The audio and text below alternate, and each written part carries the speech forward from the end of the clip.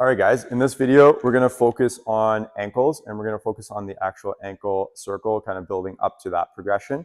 So what I would first start with, you can do this standing, you can do it seated too, whatever kind of feels the most comfortable, and you can kind of really focus in on the ankle. But I'm gonna show this standing. So I'm gonna use this pose as a little bit of balance.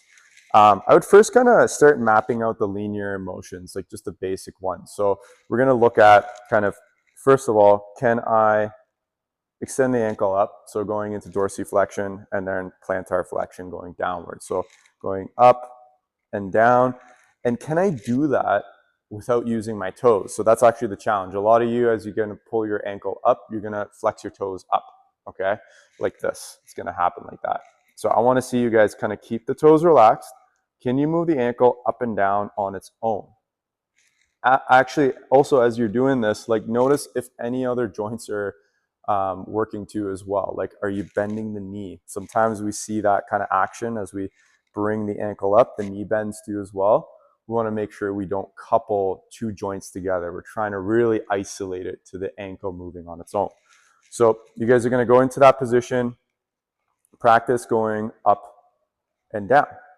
Can you do that? Then let's look at eversion and inversion. Can we tilt that ankle in, tilt that ankle out? And again, without using the toes when we do this. A lot of times, again, you're gonna see that pinky toe kind of come up to do the eversion, and then the big toe kind of come up for the inversion there. So really make sure you kind of relax the toes and make it about the ankle doing the work when it's tilting side to side like that, okay? Now, when we can do those linear motions smoothly, then we want to progress that to more of a complex shape. So we can look at drawing just like a box to start with, okay? So going from that top position as an example, I'm going to go in, glide down, go across, come up, and I'm basically hitting all the corners of that box. The motion's being led by my ankle and not by my toes there. A lot of you are going to be using your toes here, so try to tell those toes not to join in on this ankle movement. Make sure you practice going in both directions, so clockwise and counterclockwise. When we can do that, let's go into doing that ankle circle all together. So going all the way around, controlling and noticing too as well as we do it. Awareness is key. Okay, where are those shaky spots? As you can see, there's some shaky spots for me at the top there. Okay, I want to go a little slower through those ranges of motion. Okay, doing both directions. And as I was doing that, like one thing to notice too is like, is your knee and your shin moving? Okay, we want to keep the shin, keep the knee as still as possible as I do the motion. I don't want to lose the idea of mapping the ankle out on its own. I don't want to couple it with other joints as well.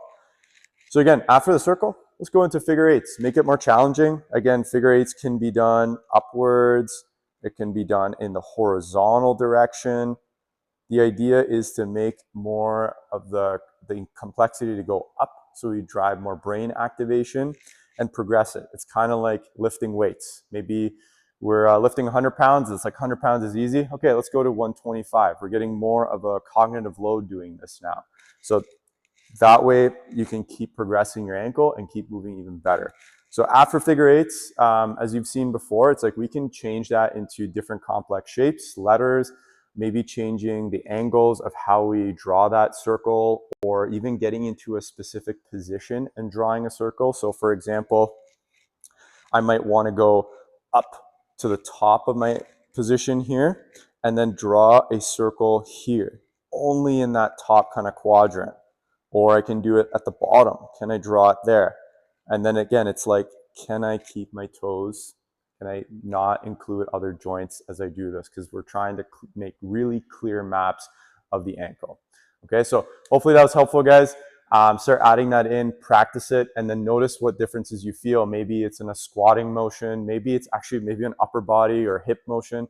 You want to make sure you make really clear maps of those areas so that you can start to move more efficiently. Hopefully that was helpful. If you guys have any questions, drop them in the comments. and we'll see you guys in the next video.